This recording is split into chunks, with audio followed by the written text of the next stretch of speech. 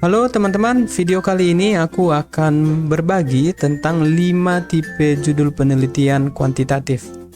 Sebagai peneliti ataupun sebagai mahasiswa, tentu kita ketika ingin meneliti sesuatu terlebih dahulu menentukan topiknya, teman-teman.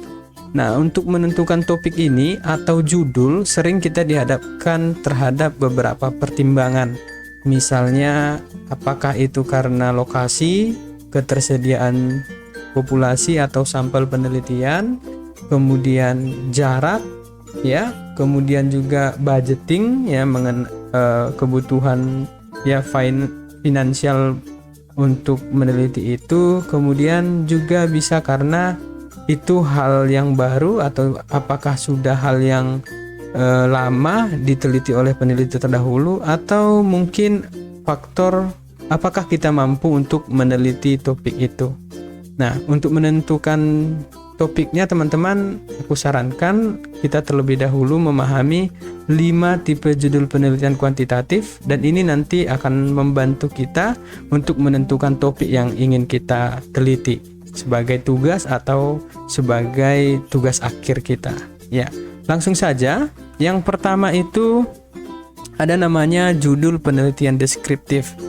Nah, ini merupakan judul penelitian menggambarkan keadaan satu atau lebih variabel secara mandiri. Kemudian tidak membuat perbandingan variabel pada sampel yang lain dan tidak mencari hubungan variabel itu dengan variabel yang lain. Kemudian peneliti semacam ini ya selanjutnya dinamakan penelitian deskriptif. Ya, penelitian deskriptif adalah penelitian pada level yang terendah. Jadi kalau kita lihat teman-teman, ini hanya menjelaskan satu atau dua variabel saja, dengan misalnya kita melihat nantinya apakah itu nilai tengahnya atau nilai maksimumnya atau nilai minimumnya, ataupun ketika kita menggunakan aplikasi pengolah data yang frekuensi ini bisa menjadi deskripsi terhadap penelitian kita. Ya. Kemudian contoh penelitian deskriptif ini misalnya produktivitas karyawan di PT Mandiri Sejahtera, itu satu variabel yaitu produktivitas karyawan. Kemudian yang kedua, kinerja guru dan prestasi siswa di SDN 01 Sukamakmur, yaitu 2 variabel. Nah, ini judul penelitian yang pada level terendah teman-teman. Jadi kalau ini kita gunakan cocok untuk yang pemula, ataupun kalau S1 sudah bisa menggunakan ini, seperti itu.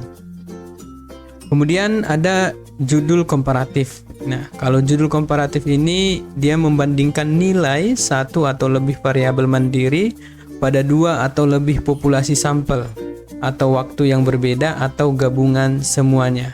Jadi kalau kita lihat teman-teman, ini merupakan perbandingannya antara variabel yang satu dengan variabel yang lain, seperti itu. Nah, penelitian komparatif ini kesulitannya lebih tinggi daripada deskriptif. Ya, itu pasti ya teman-teman, kalau ini kita sudah membandingkan antar variabel. Nah, contohnya di sini aku buatkan perbandingan kinerja guru yang berstatus PNS dan guru honorer. Ya. Kemudian yang ketiga, ada judul penelitian asosiatif, ya. Kalau judul penelitian ini menggambarkan dan menguji hipotesis hubungan 2 variabel atau lebih. Nah, kalau tadi kita hanya deskriptif dan kemudian perbandingan, kalau ini kita sudah mencoba dengan menguji hipotesis, teman-teman. Ada 3 jenis untuk tipe judul ini. Pertama, asosiatif simetris, yaitu biasanya diawali dengan kata hubungan atau korelasi dalam judul penelitiannya. Misalnya hubungan etos kerja dengan produktivitas perusahaan. Itu sering kita lihat ataupun sering kita baca topik penelitian dengan menggunakan kata hubungan. Berarti itu termasuk dalam jenis asosiatif simetris.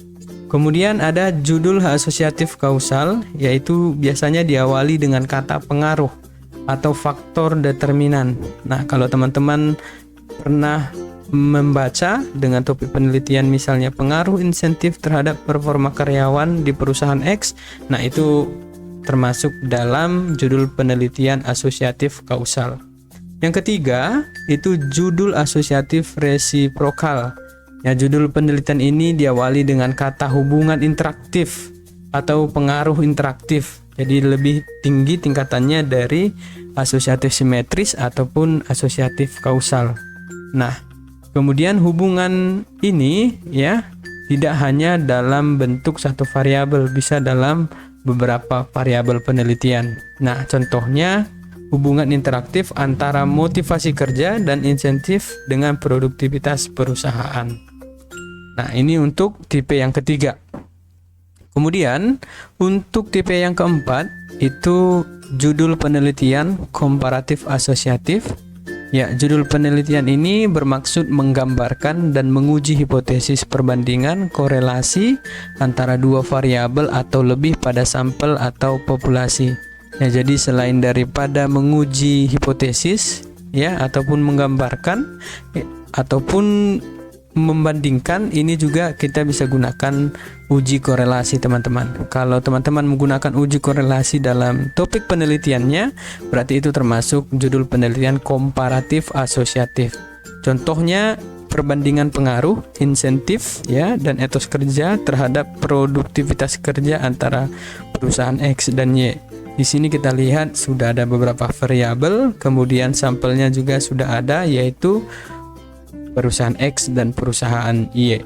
Nah, itu yang keempat. Untuk yang terakhir, ini merupakan tingkatan yang paling tinggi, itu adalah judul penelitian struktural. Ya, judul penelitian ini bermaksud menggambarkan hubungan dan menguji hipotesis yang bersifat struktural.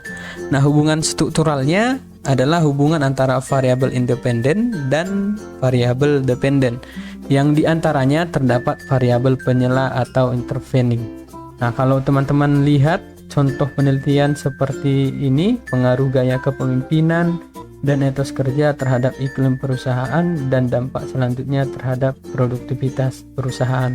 Jadi sudah ada beberapa variabel, kemudian ada variabel penyelanya lagi, yaitu misalnya kita lihat iklim perusahaan atau suasana perusahaan dan dampak selanjutnya, yaitu sudah lebih dari satu variabel penelitian. Ya, jadi dari contoh-contoh ini teman-teman sudah bisa ya membayangkan tipe penelitian yang akan dilakukan. Ya, semoga dengan adanya video ini teman-teman bisa terbantu dalam menentukan topik yang ingin kalian teliti. Dan kalaupun teman-teman memiliki informasi ataupun referensi yang berbeda, silahkan langsung di kolom komentar, kita sama-sama belajar. Nah, demikian untuk video kali ini. Jangan lupa dukung channel ini dengan subscribe, like, dan share. Terima kasih.